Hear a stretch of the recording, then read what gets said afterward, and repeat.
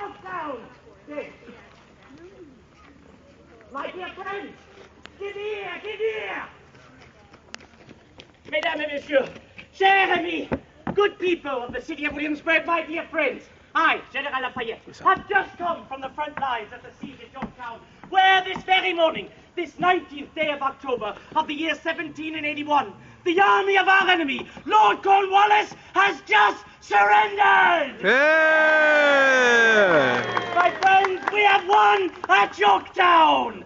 And it is more than that, my dear friends, for it has been an unconditional surrender, meaning that Lord Cornwallis has been forced to surrender all of his soldiers, all of his flags, and all of his equipment.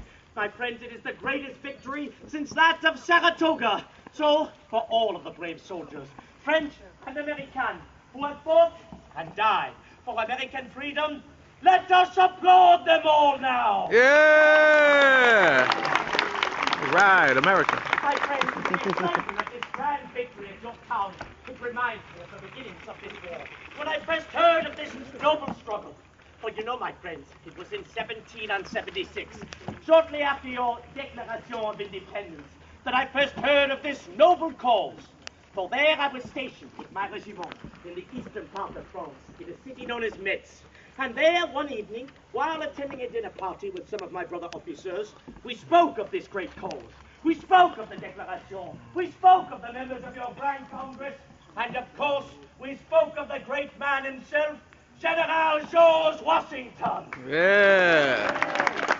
And you know, my friends, by the conclusion of that meeting, I told my brother officers that I was ready and willing to fight, and if need be, die for this great cause. Well, many have said to me, well, why, Monsieur le Marquis? Why would you go and fight and perhaps die in another man's war? France and England were not at war at that moment. Why would you risk yourself? Well, dear friends, dear American friends, you know the answer to that question. For this has been a war like none other in history, has it not? No. A war of great ideas, of the freedom of man. A war that has embraced the great ideas of the thinkers of this age. We call the philosophes. Men like Voltaire and Rousseau and Montesquieu. Men that believe that a man, no matter what station in life he might be born, whether he be black or white, Catholic or Protestant, rich or poor, slave or free, should not make a difference, but simply by the way in which that man will carry himself, by the way in which that man will prove himself in this world. Are you in agreement with these great ideas, my friend? Yes. As was I, as I continue to be. So I left my regiment. I went to Versailles. I presented myself before my king and queen, Louis XVI and Marie Antoinette, and I asked them if I might have the great pleasure and honor of participating in this grand revolution. And what do they say to me? I am sorry, Monsieur le Marquis, this is not possible. Well, dear friends, what was I to do? Denied by my king and queen, I could not disobey them, or could I? Well, my friends, I disobeyed my king and queen, and I came to America! Yeah. 8 long weeks at sea, arriving in South Carolina, quickly making my way to Philadelphia, and presenting myself with my promissory note to your members of Congress. Well, I said to them, honor me so, by granting me a command in the Continental Army, that I, too, might fight against tyranny. And now what do they say to me? I'm sorry, Monsieur le Marquis. Everyone must say no to the Marquis at least once. Well, my friends, I was denied. But I could not return back to France, could I? Certainly not. I would persevere. I would overcome. I would try again. So I said to them, very well, you will not give me a command of soldiers? Then perhaps you will allow me to serve as an aide-de-camp to General Washington himself. Again they say to me, I'm sorry, Monsieur le Marquis, but once again, this is not possible. Besides, we don't have enough money to pay you. Well, dear friends, I finally say boldly to your members of Congress that I shall serve at my own expense. And with those immortal words, the Congress immediately made me a general officer. Well, I could not imagine my good fortune, for back in France I was only a captain in the French army and a newly promoted one because my father-in-law owned the regiment. Here in America, I had been made a general of division. I could command upwards of 5,000 soldiers. In fact, in France, I never commanded more than 50. And dear friends, all at the tender age of 19.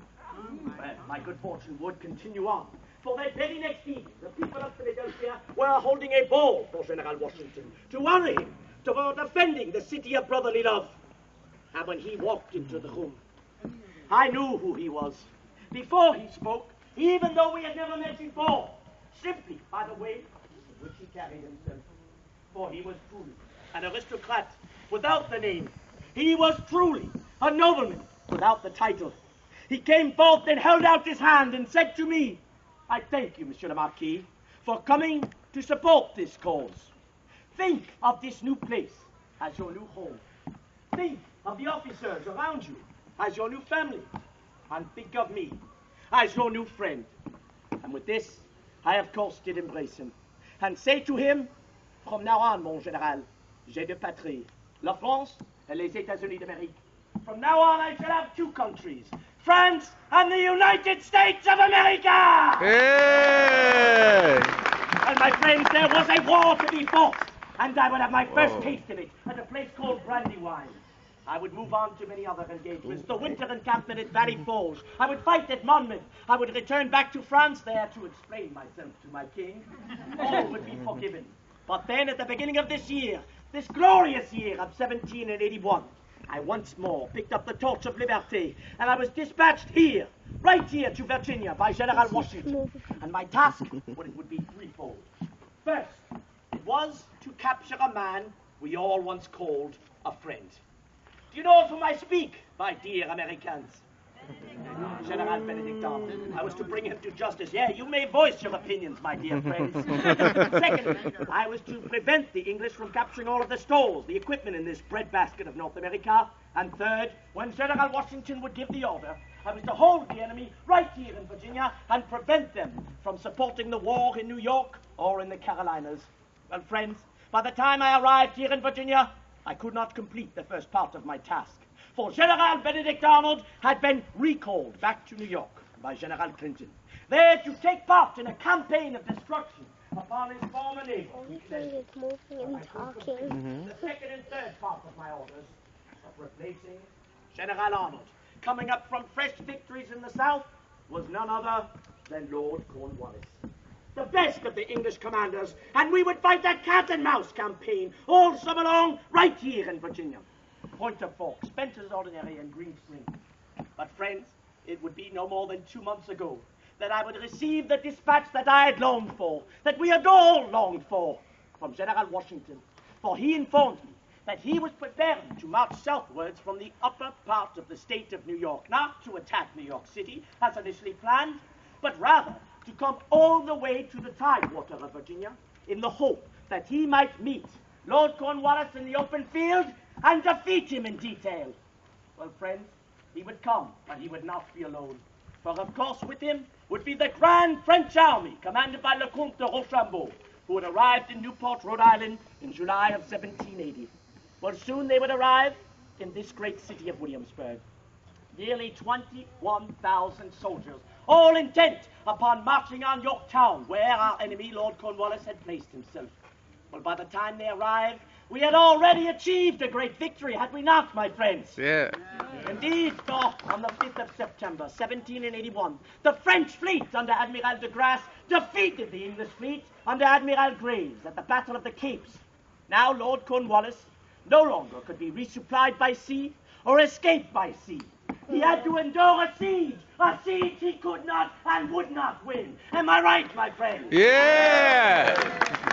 Well, by the 28th of September, General Washington gave the order to march, and we marched and surrounded Yorktown. We dug our entrenchments, and by the 10th of October, we began the bombardment. A fierce bombardment it was. It was more than Lord Cornwallis could handle. By the evening of the 14th of October, we seized the last two earthen fortifications, known as redoubts number 9 and 10. We were now firing point-blank range into the enemy lines. Well, Lord Cornwallis tried in vain the next evening to escape across the York River to Gloucester Point, but proving once again that God is not an Englishman, a storm rose up and pushed his boats back. But he began to parley as to for terms of surrender, and for the past 2 days, that is what we've been speaking of. For now, my dear friends, this glorious day, this 19th day of October, 1781, shall be a day forevermore that we shall remember as the day we won at Yorktown. An unconditional surrender, my friends. And it is interesting to note that at this surrender, well, Lord Cornwallis told us that he was not feeling well, so he would not be present. I suppose if I had to surrender 7,000 soldiers, I would not be feeling well.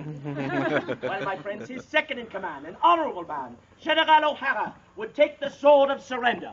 And there upon the battlefield, he tried to present it to Le Comte de Rochambeau, the French commander, who is senior in military rank as well as social rank to that of General Washington. So he felt that he must have been commanding at Yorktown. But, of course, Le Comte de Rochambeau was not. So he deferred to General Washington, pointing to General Washington that he was the man you would surrender your sword to. Well, General O'Hara then went to General Washington, and General Washington would not accept the sword. He said, I will not accept the sword of surrender from your second in command. You may give it to my second in command. Who, of course, was General Benjamin Lincoln, who, fittingly, had to surrender Charleston in May of 1780. The world has been turned upside down. At least that was one of the tunes being played this morning, my friends, and it truly has. We have achieved such a great victory at Yorktown. War is not yet won. I ask all of you to remain steadfast and strong, and remember this cause, for soon, I promise you, my friends, soon, we shall achieve victory in this war. And you, the people of the United States of America, shall finally be free and independent. And this great land of the United States might be a beacon for all peoples throughout the world as the truest example of freedom and independence. Yeah. God bless you all, my dear friends. Yeah. And God bless the United States of America. Yeah. Spread the news, my friends. Spread the news.